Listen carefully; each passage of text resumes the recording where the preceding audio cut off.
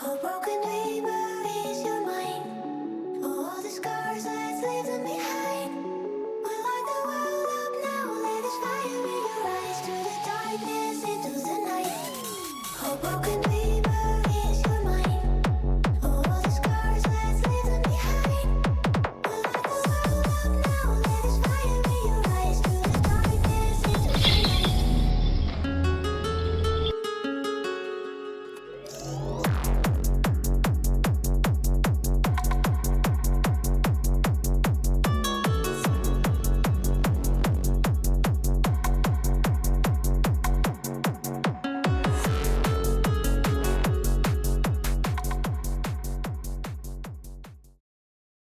तो मैं जो हूँ अपने दूसरे हाथ में भी मेहंदी लगवाने के लिए आरती के पास आ चुकी हूँ, क्योंकि एक ही हाथ में लगी थी, दूसरे हाथ में नहीं लगी थी।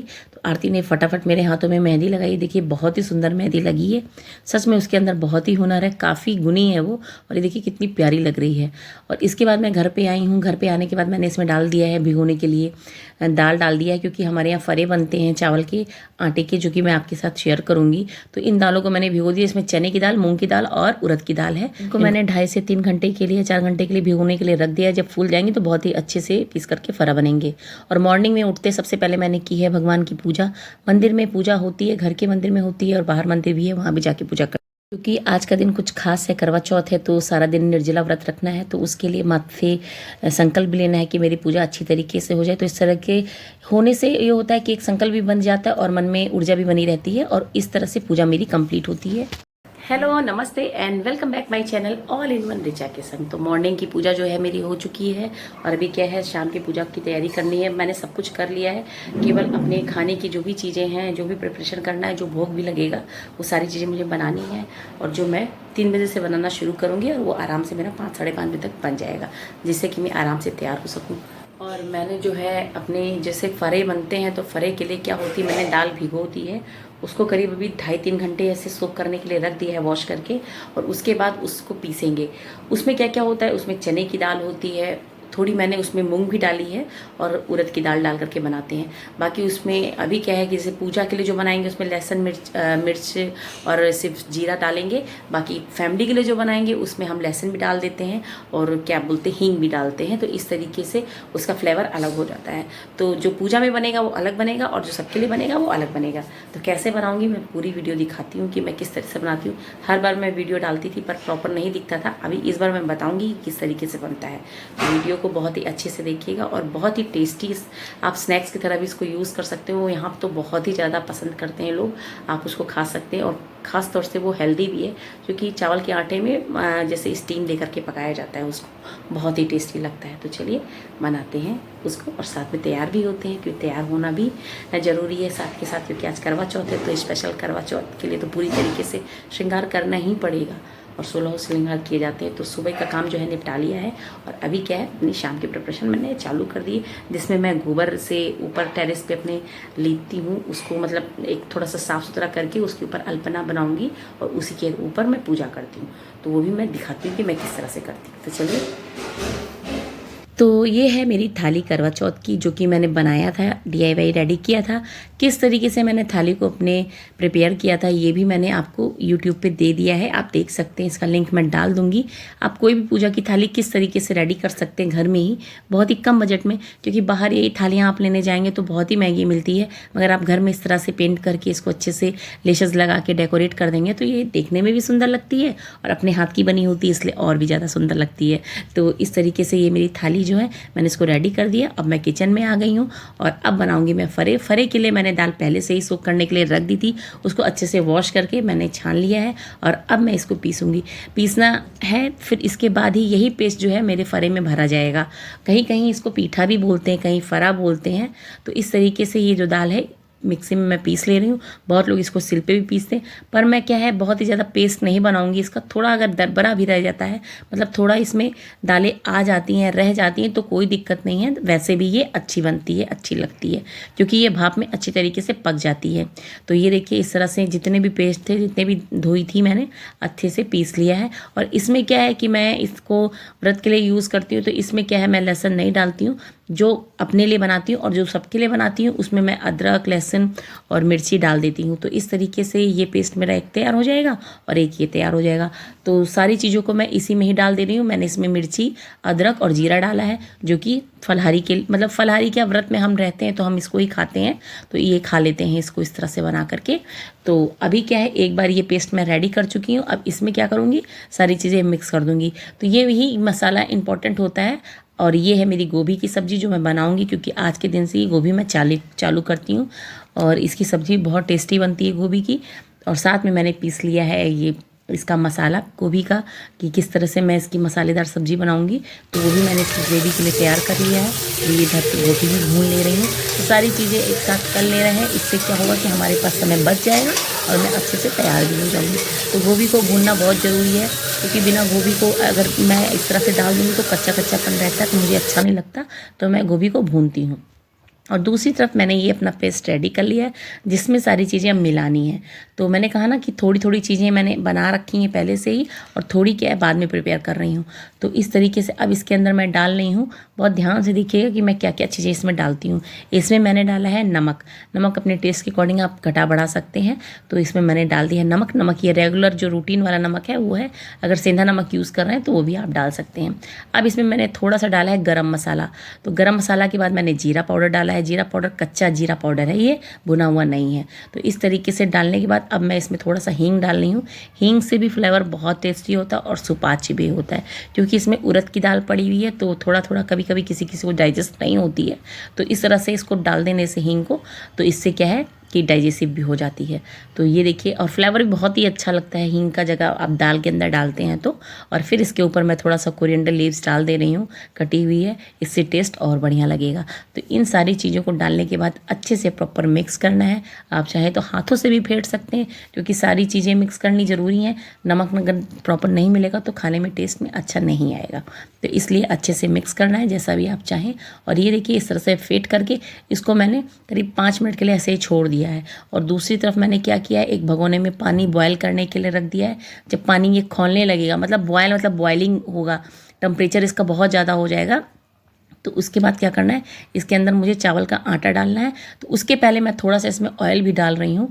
आप घी भी डाल सकते हो, ऑयल डाल सकते हो, जो भी आपको सही लगे।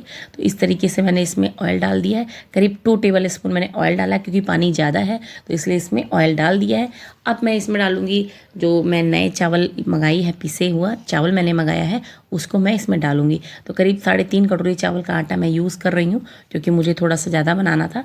तो ये देखिए, धीरे धीरे डालते जाना है और इसको क्या है, मिक्स भी करना है। तो इसलिए मैं देखिए इसमें डाल रही हूँ चावल का आटा, और गैस मेरी ऑन है, मैंने ऑफ़ नहीं किया है। इसको कंटिन्यूअस चला, मतलब गैस ऑन ही रखना है, उसके साथ ही इसको डालते जाना है।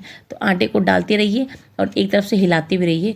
मैं क्या कर रही हूँ, मैंने एक साथ डाल दिया, हालांकि मुझे आइडिया है इसलिए मुझे दिक्कत नहीं होगी। मगर आप लोग जब भी डालिएगा इसको, तो किसी स्पैचुला से इसको कंटिन्यूअसली चलाते रहिएगा। इससे जो है आपका जो आटा है वो अच्छी तरीके से मिक्स हो जाएगा। अभी क्या है, ये देखिए मैं इसको मिक्स कर रही हूँ और गैस की फ्लेम जो है चली रही है, बुझानी नहीं है गैस की फ्लेम को। अगर आप इस तरह से आप बनाएंगे तो आपका फरा जो है बिना टूटे बहुत ही बढ़िया सा और बहुत ही सॉफ्ट बनता है। तो मैं जो है इसी तरह से फरा बनाती हूँ और यही ट्रिक मैं हमेशा यूज़ करती हूँ।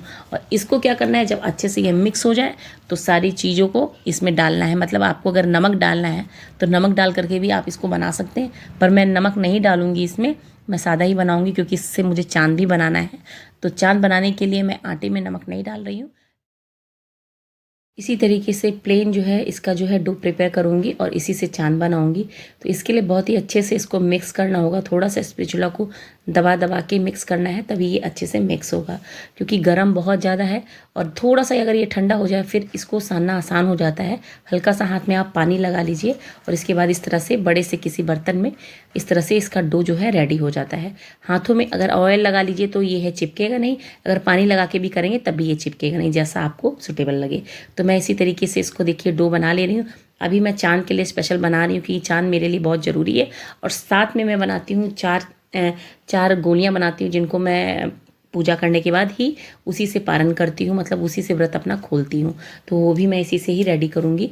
तो ये सादा है और उस दूसरी तरफ मैंने रख दिया है, उसमें चाहे तो नमक भी मिलाया जा सकता है, पर कोई नहीं, सारी चीज़ें बनी हुई हैं, सब मैनेज हो जाएगा।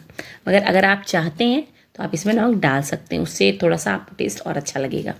तो ये देखिए इसकी लोइयाँ मैं बना ले रही हूँ, क्योंकि चाँद मेरे लिए स्पेशल इसलिए होता है क्योंकि चौथ का चाँद है, तो उस हिसाब से मुझे इसे बनाना है।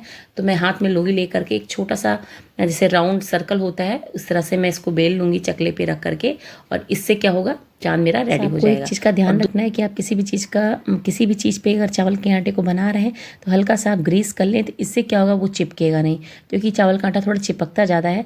तो इस तरीके से मैंने देखिए इस पे चकले पे भी अपने ऑयल कर लिया है, और इसके बाद देखिए इस तरह से राउंड सर्कल बना रही हूँ।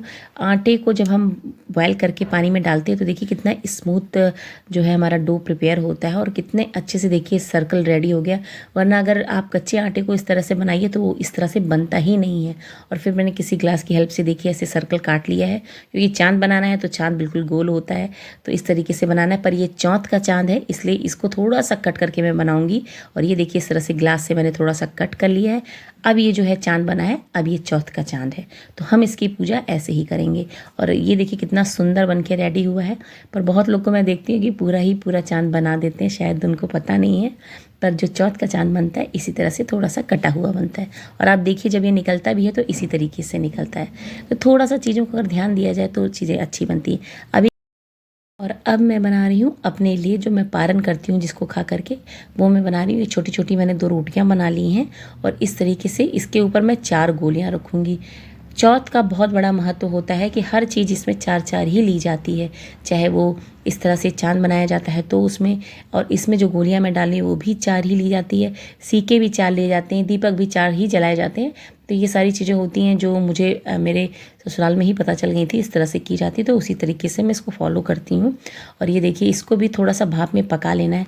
जो हम चाँद बनाएंगे उसको नहीं पकाएंगे, इसको क्योंकि मुझे खाना है तो इसलिए इसको थोड़ा सा मैं कुक कर लूँगी, मतलब इससे मैं इसको निगल सकूँ।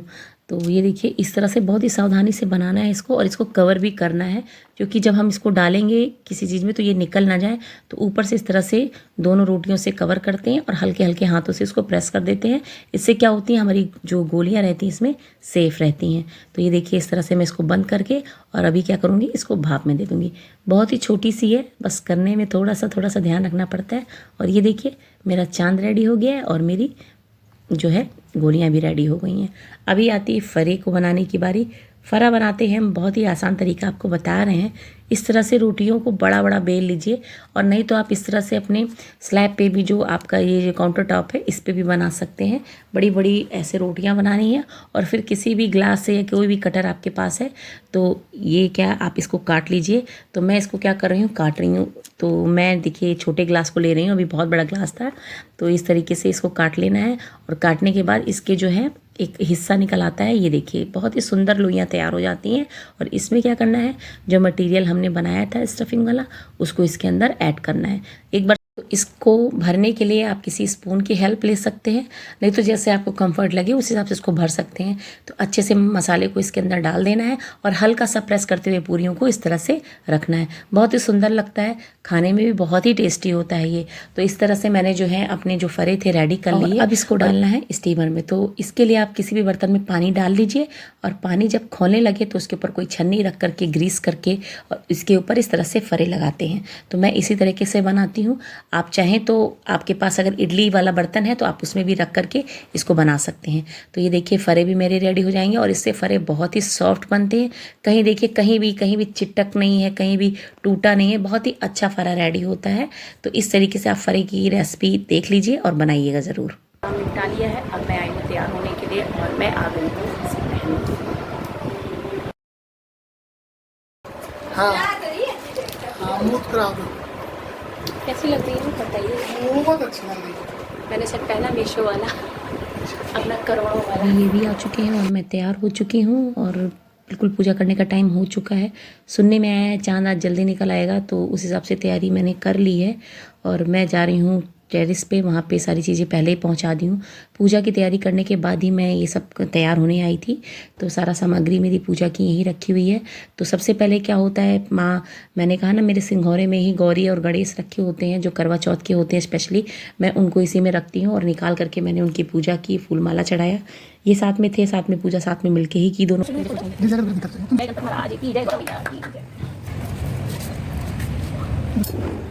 हाँ इसी को समझ बोलना हाँ,